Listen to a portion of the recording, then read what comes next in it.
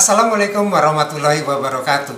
Selamat datang di mata kuliah Statistika Ekonomi dan Bisnis melalui jalur MOOCs Universitas Indonesia. Kami sangat senang dengan kedatangan Anda sekalian dan dengan sukacita akan mendampingi pembelajaran Anda sekalian sepanjang perkuliahan ini. Perkenalkan kami. Saya Dewi Ratnasyari. Dan saya Pribadi Setianto dari Fakultas Ekonomi dan Bisnis Universitas Indonesia. Izinkan kami menjelaskan perkuliahan ini. Baik, kita mulai. Pertama, mata kuliah ini senilai dengan 3 SKS. Alokasi waktu 1 SKS yang sebanyak 170 menit ke dalam, 50 menit tatap muka dan 60 menit tugas terstruktur, serta 60 menit latihan. Ketika diterapkan ke dalam skema MOOC, tentu saja akan berubah terpulang pada inisiatif pembelajarnya. Dalam kuliah ini, tersedia area inisiatif seperti video pembelajaran sebagai pengganti tatap muka atau penyusunan kesimpulan pembelajaran dan juga soal berjawab pada handout pada masing-masing topik atau subtopik sebagai pengganti tugas terstruktur. Kedua, selaras dengan 3 SKS itu, maka perkuliahan ini ditetapkan sebanyak 14 sesi yang merupakan urutan topik atau subtopik disusun sebagai rangkaian yang pada umumnya dimulai dari pemicu sampai dengan kesimpulan pembelajaran. Adapun jangka waktu perkuliahan yang disediakan skema ini adalah 15 pekan, sehingga setiap sesi hendaknya dituntaskan pemahamannya dalam 1 pekan saja. Sisa waktu sepekan dapat digunakan untuk mempersiapkan diri bagi pengerjaan tes sumatif yang mungkin belum terselesaikan sepenuhnya. Kemudian ketiga, sesuai dengan sifat perkuliahan pada MOOC, strategi perkuliahan ini adalah dilakukan secara daring dan bersifat asinkronus menggunakan platform pembelajaran atau Learning Management System yang digunakan di Universitas Indonesia yang dikenal dengan nama IDLS, yaitu Integrated Distance Online E-Learning System.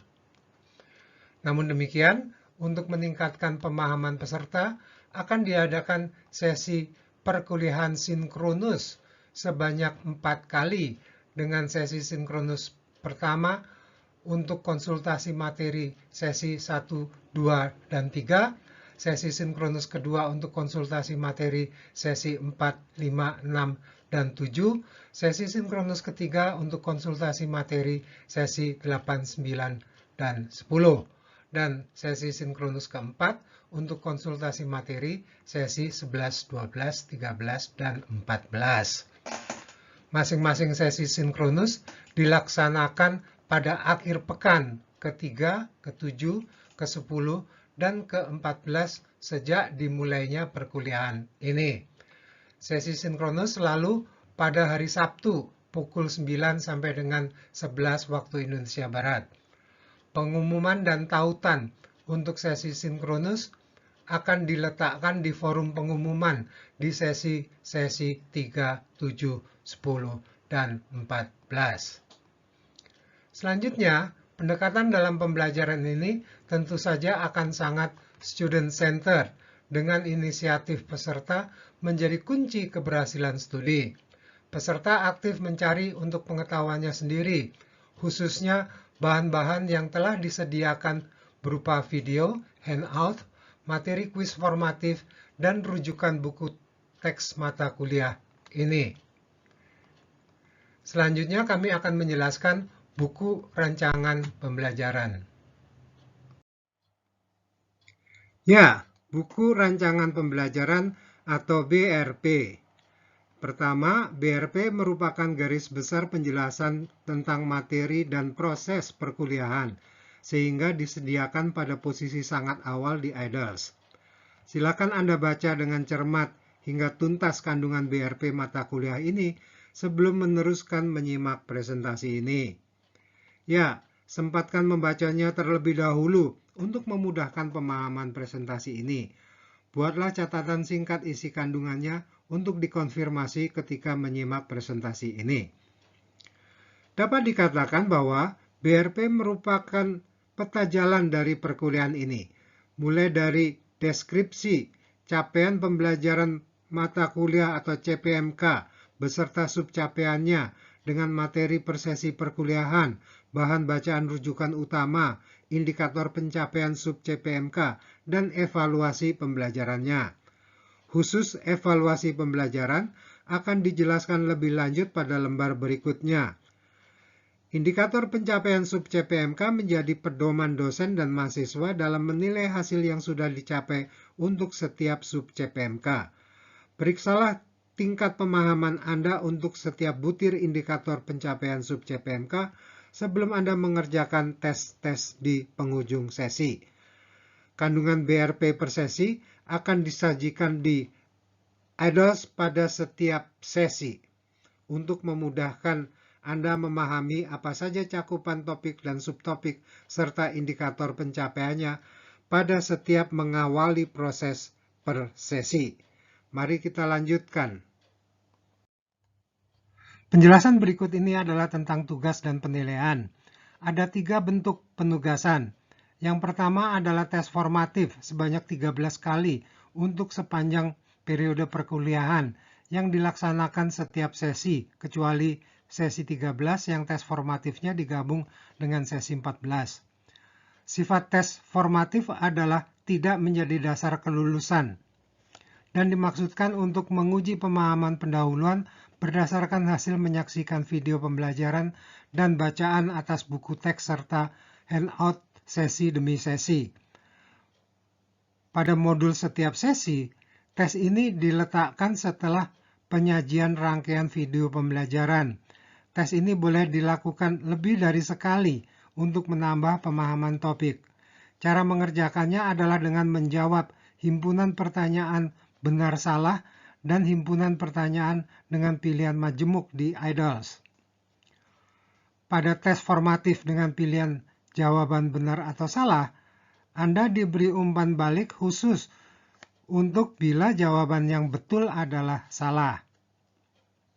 Sedangkan pada tes formatif berupa pilihan majemuk, Anda mendapat umpan balik berupa penjelasan pada jawaban yang benar.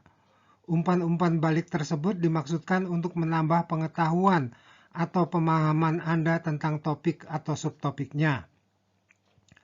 Kemudian ada penugasan berupa tes sumatif yang merupakan dasar dalam penetapan kelulusan. Tes ini akan dilakukan sebanyak 7 kali dengan bobot bagi setiap kelulusan berbeda-beda sesuai dengan cakupan bahan yang diujikan. Pelaksanaan tes ditempatkan di IDOS setelah peserta menyelesaikan tes formatif dan dijadwalkan untuk dikerjakan pada sesi ketiga, keempat, keenam, ketujuh, ke-10, ke-12, dan ke-14 dengan masing-masing bobotnya bagi penilaian akhir. Materi yang digunakan adalah untuk bahan yang sudah dipelajari sampai dengan sesi diselenggarakannya tes dan belum pernah digunakan sebelumnya. Maksudnya, tes sumatif pertama pada sesi ketiga berarti bahannya mulai dari sesi 1 sampai dengan sesi 3. Kemudian, tes sumatif sesi 4 berarti bahannya hanya mencakupi materi pada sesi keempat. Dan tes sumatif sesi 6 menggunakan bahan dari materi sesi 5 dan 6, dan seterusnya. Adanya perbedaan cakupan topik yang dites sumatifkan menjelaskan bobot nilainya yang berbeda-beda dalam penilaian akhir. Cara mengerjakannya adalah dengan menjawab pertanyaan pilihan majemuk di IDOS. Kemudian ada penugasan ketiga, yaitu mahasiswa membuat kesimpulan tentang pembelajaran untuk per sesi. Mahasiswa menyusun pemahaman dirinya tentang sesi yang dipelajarinya. Boleh ditulis tangan agar memudahkan penulisan formula. Jumlah halamannya tidak dibatasi, namun tulisan tangan pada kertas berukuran A5 sebanyak 3-5 halaman semestinya sangat memadai. Kegunaannya adalah sebagai bahan refleksi diri atas pemahaman tentang topik yang sudah dipelajari pada sesi tersebut. Tugas diunggah di Idols sesuai tempat yang disediakan. Untuk setiap sesi, tugas diunggah di Idols sesuai dengan tempat yang disediakan untuk setiap sesi. Setiap unggahan akan kami komentari seperlunya, namun tidak digunakan dalam penetapan nilai akhir atau kelulusan. Baik, kita masuki halaman terakhir. Proses pembelajaran. Proses pembelajaran yang akan Anda ikuti sepenuhnya berupa modul-modul per sesi yang merupakan langkah perinci untuk diikuti. Tuntunan aktivitas yang akan dilakukan bersifat sangat berurutan. Sebaiknya Anda ikuti prosesnya, baik pada setiap sesi maupun dari sesi ke sesi, karena topik pada sesi berikutnya hampir selalu memerlukan pemahaman topik sebelumnya. Setiap sesi, aktivitas akan dimulai dengan pemicu berupa tayangan video atau naskah yang diikuti oleh sejumlah pertanyaan berdasarkan video atau naskahnya. Jawaban Anda tidak dinilai, melainkan untuk Anda simpan sebagai pemahaman awal dan menggugah antusiasme Anda untuk mempelajari topiknya.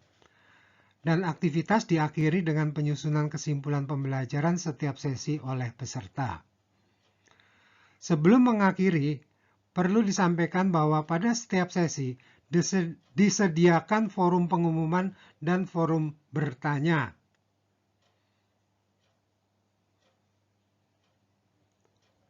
Forum pengumuman kami gunakan untuk berbagai informasi dan kebijakan yang ingin kami komunikasikan kepada peserta.